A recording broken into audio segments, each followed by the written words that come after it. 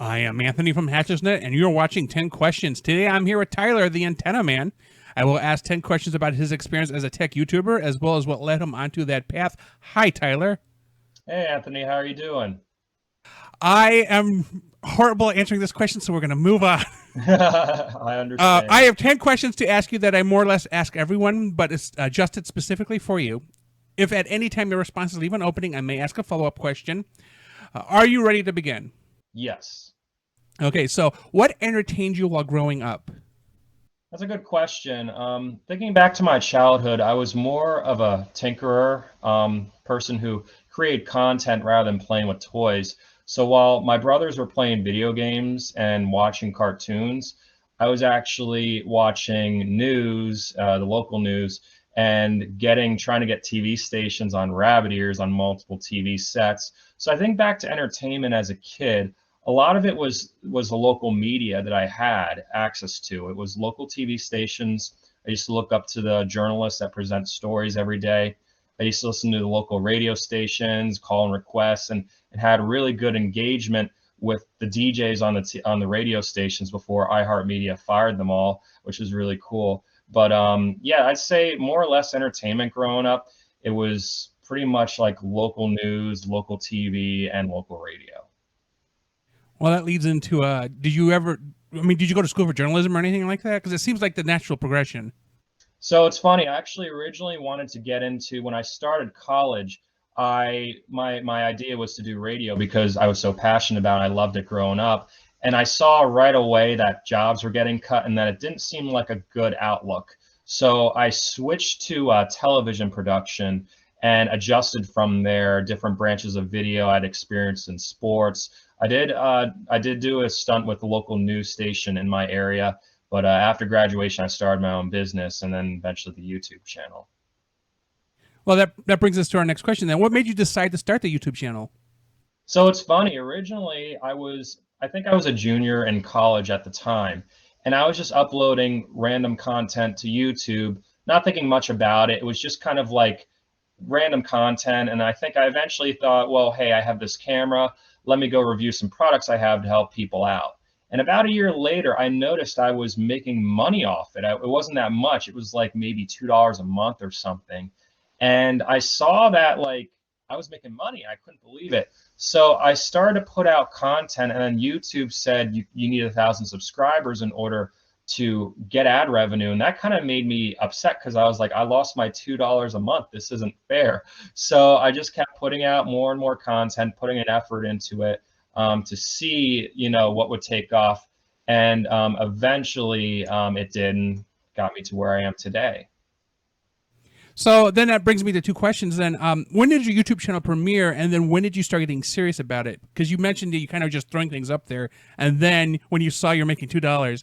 By the way, same thing happened to me. I was making like $5 a month, and then they took it away. So yeah. So go ahead and answer those questions in whichever order you want. Yeah, I actually applaud YouTube for taking away my $2 a month because it really motivated me to put out decent content and make a channel. I never imagined 5 or 6 years ago that I would have, my full-time job would be my YouTube channel. But anyway, when I first started, it was probably like, as I said, just random content I posted. And then this was about 4 or 5 years ago, so about a year into the YouTube channel, was when I had a 1,000 subscribers and I was able to make, I think it was, I won't say the exact figures, but it was a little bit more than that. It was decent. It got me a few cups of coffee every day. But originally it was Grubhub videos because I was a Grubhub driver at the time. And I thought about it and I was like, you know what? I have some good experience. I could tell people, tips how to get the most money with Grubhub and just experiences I've had. And I had a decent fan base, but I noticed my channel wasn't really taking off. I had some regular viewers, but I wasn't really making much money off it. So I told myself, all right, well, let me just go start posting random content, throwing spaghetti at the wall to see what would take off. So I started reviewing more technical products. And then I thought one night, it was right before like Christmas, I thought, well, you know what?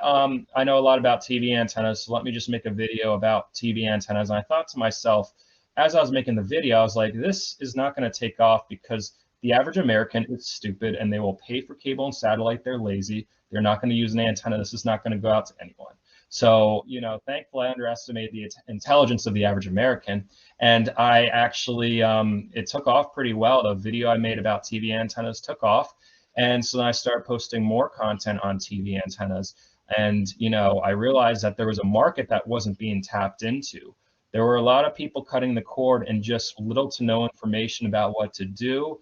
Amazon was flooded with a lot of very bad antennas because of manipulation, the algorithm from Chinese companies. And I took it upon myself to kind of build a business of it because I previously had another business. I did video production out of college. I had my own video production company filming weddings and events. So I have a business mind. I understand how business works. So I took that approach to the YouTube channel. And since then, I've been tweaking it. When I started out, it used to be more technical content, but now I discovered that content doesn't perform as well. It's got to be more suited for the average cord cutter, easy to understand. So I adjusted, and here I am today with about 250,000 subscribers, about 700,000 monthly viewers, and helping so many people cut the cord and free themselves from cable and satellite. So, because you went and answered my next question, which is great. So basically, you started with general tech, went into somehow Grubhub, and then went into a technical antenna kind of channel. But then you realized you had to tailor it. But then that brings me right into my next question, which is, what trends have you seen change with online content creation since you started your channel? And I guess go to the original creation of the channel, and then how it evolved till now. So I guess about within 6 years. Yeah, so I noticed just the main trend I noticed was just looking at the data and seeing what my viewers wanted, what the average person wanted, and most importantly, what the YouTube algorithm liked. Because if I post a video that doesn't perform well, it actually affects my channel in a negative way. My videos don't get pushed, people don't see them, and it actually hurts the cord cutting community as a whole. So the trend that I noticed was specifically that more average people were cutting the cord. I think when I first started my YouTube channel, there were always techie individuals that knew about free over-the-air TV, but within the last 5 to 6 years, with the increase of cable, satellite, and other, even streaming services, more people have cut the cord, which translate into the average person unaware of, not the most tech-minded person cutting the cord. And so as a result, I adjusted my YouTube channel to kind of have more consumer-friendly content. I do still dive into some technical aspects like next-gen TV, ATSC 3.0. That's interesting to the average person because it's new tech. But, talking too technical goes over people's heads, so I don't really make those videos as much anymore. Because that leads into my next question about what brings people to your YouTube channel. And obviously, it's simple to understand. But then it also brings me to ask, retro renaissance is basically kind of what we're experiencing, where records were the highest selling media last year of physical media. Like, that is nuts. Records were something that was out when I was born in the 70s. But we're seeing a lot more people switching to antennas. I mean, we even now have, after 30 years of not having any, have antennas here now. So there is now just huge demand because people realize what you're saying, that the companies obviously are for profit businesses and they're looking to get as much money as they can out of you. But you're promoting basically free service. Absolutely, and that's what I'm trying to do. So the average person, the person that, people that go to my channel are people, there's a few different kinds of groups. There are some technical people that like the tech talk. I talk about antennas, but the bulk of my viewers is an average person who has a high cable or satellite bill, and they want to try an antenna. And there's also some people that have tried an antenna and either have bad reception or they failed the first time and just thought they couldn't get, local channels. So they go to my YouTube channel. A lot of times they find my YouTube videos online by looking up antenna reviews. It's one of the reasons why I review a lot of more popular antennas, is because people look up the reviews on Google, and I tie them into my, my YouTube channel that way so they can learn more information. And then I also have that antenna recommendation service on my website where I look up people's location if they pay a small fee, and then I tell them exactly what antenna they need based on the frequencies and signal strength. I get between 10 to 20 of them a day, which means I'm helping out thousands of people truly cut the cord. I tell them exactly how to do it right. So yeah, as I said, that the average person who's watching my YouTube video is really just the average person who has a high cable and satellite bill, and they just want to completely get rid of it. They're tired of paying $100, $200 a month, and they're finally taken the approach. And frankly, I'm proud of them. And I'm proud of everyone who has taken the initial approach of cutting the cord and use an antenna, and those who also haven't given up, that they just keep trying and eventually found my YouTube channel. Because when you successfully cut the cord, you no longer have a cable bill. That's it. It's a one-time fee. You got the good antenna set up, and then you're free. You can, watch TV on your own time, and you're not at mercy to the cable satellite companies and even the greedy media companies. Now, unless, correct me if I'm wrong, you actually will install equipment in areas near you, right? So I used to do that until about 2 years ago because my YouTube channel took off. And I realized that my time, because of all the time that I needed to devote to the YouTube channel, my time was better spent helping the whole country cut the cord as opposed to a select few people in my area. So about 2 years ago during the pandemic, I thought about it. I looked at the details and the data. And I discovered that basically I was better off using the antenna recommendation service to help people in my YouTube channel than going on a roof, which was very risky. I can tell you firsthand that I've had some near-death experiences by going on top of people's roofs. 2 times I got very lucky. One time specifically, if I had not grabbed onto something on the roof, I don't know if I'd be here today because it was 2 stories and it's solid concrete below, and I don't think I would have landed on my feet. Yoinks. Okay, Yeah. so what changes do you have planned for your YouTube channel in the near future? So I like to be consistent about the content I give people. So I just keep looking at the content that I produced and what I should branch off. But a few things I am doing with my YouTube channel is I'm starting to create YouTube shorts and videos on TikTok, because my audience, the average viewer, is about 45 plus, which I don't care.